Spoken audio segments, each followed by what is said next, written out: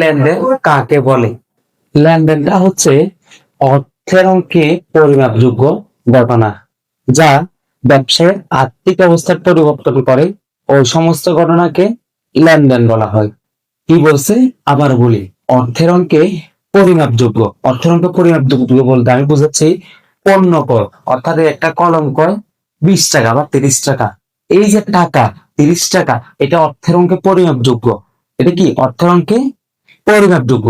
আচ্ছা, এরপরে বলতেছে যা ব্যবসায়ের আর্থিক অবস্থা পরিবর্তন করে। ব্যবসার আর্থিক অবস্থা, আমি যদি একজন দোকানদার থেকে এই কলমটা নিয়ে আসে 30 টাকা দিয়ে, ওই দোকানদারের যদি লাভ না থাকে, তাহলে কি আমাকে এই কলমটা 30 টাকা দিয়ে দিবে? দিবে না।